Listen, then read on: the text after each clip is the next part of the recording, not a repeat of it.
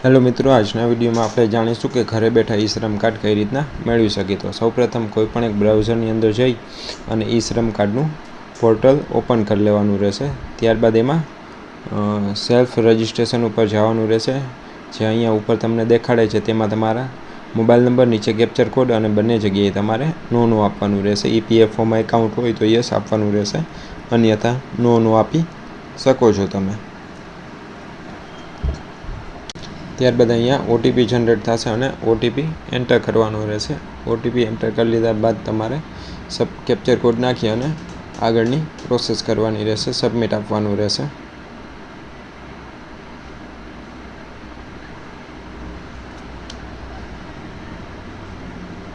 Submit આપી દીધા બાદ અહીંયા તમારી પાસે આધાર નંબર પૂછવામાં આવશે, તે અહીંયા એન્ટર કરવાના રહેશે. તે એન્ટર કરી લીધા બાદ તેમાં અહીંયા ઓપ્શન OTPનો હશે અને કેપ્ચર કોડ નાખી અને ટિક કરી અને વેલિડ ઉપર ક્લિક કરવાનું રહેશે, એટલે આધાર કાર્ડનો OTP જનરેટ થશે. OTP જનરેટ થયા બાદ અહીંયા OTP એન્ટર કરી અને કેપ્ચર કોડ નાખી અને સબમિટ આપવાનું રહેશે. ત્યારબાદ વેલિડ ઉપર ક્લિક કરશો એટલે આવી રીતના રજિસ્ટ્રેશન ફોર્મ ખુલશે. તેમાં કન્ટિન્યુ ઉપર ક્લિક કરી અને જે સામે તમારી પાસે ડિટેલ્સ માગે છે તે તમારે ભરવાની રહેશે.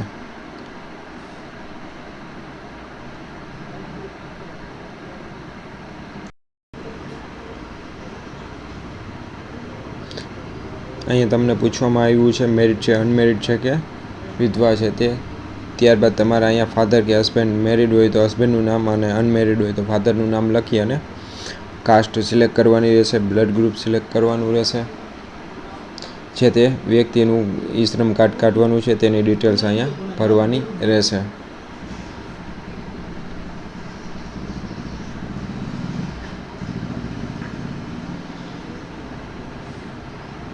ત્યારબાદ અહીંયા નોમિનીની ડિટેલ્સ એટલે વારસામાં કેને રાખવા છે તેની ડિટેલ્સ ભરવાની રહેશે. તેમાં તેનું પૂરું નામ લખવાનું રહેશે. ત્યારબાદ તેમની જન્મ તારીખ લખવાની રહેશે, કાસ્ટ લખવાનું રહેશે અને લાસ્ટમાં ઓપ્શનમાં આવશે તમારે કે હસબન્ડ છે, વાઈફ છે, સન છે, કોણ છે, એનું રિલેશન આ વ્યક્તિ સાથે શું છે તે અહીંયા લખવાનું રહેશે.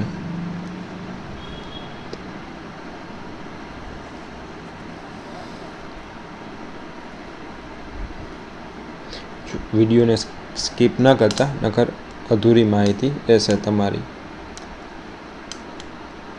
ત્યારબાદ અહીંયા કઈ જગ્યાએ તે રહે છે તે સિલેક્ટ કરવાનું રહેશે અને અહીંયા તેમનું પ્રોપર એડ્રેસ પહેલી 2 લાઈન તો ફરજિયાત નાખવાની છે. જેમાં ઓલું રેડ કલરનું ઉપર સ્ટાર આપેલો છે તે તમામ ડિટેલ્સ ભરવાની રહેશે.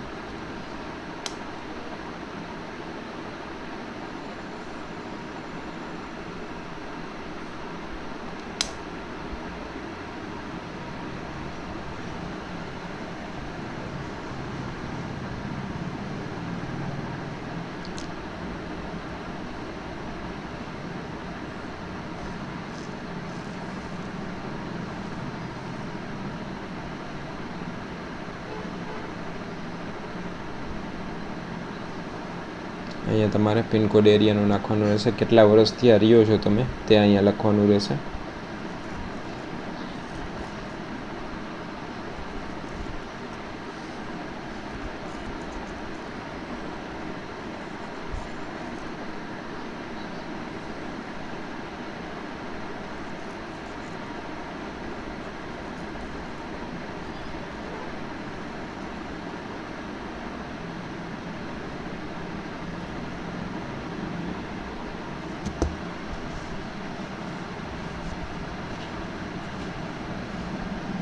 ત્યારબાદ સેવ નેક્સ્ટ આપવાનું રહેશે.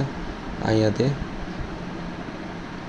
એજ્યુકેશન ડિટેલ્સ છે, શું ભણેલા છે તે, અને ત્યારબાદ અહીંયા તે કેમાં વર્ક કરે છે, એગ્રીકલ્ચર છે, હેર એન્ડ ડ્રેસ છે કે જે તે કામ કરતા હોય તે ડિટેલ્સ નાખવાની રહેશે, કેટલા વર્ષ ત્યાં કરે છે તે. ત્યારબાદ અહીંયા તેમના બેંક એકાઉન્ટ નંબર, નામ ને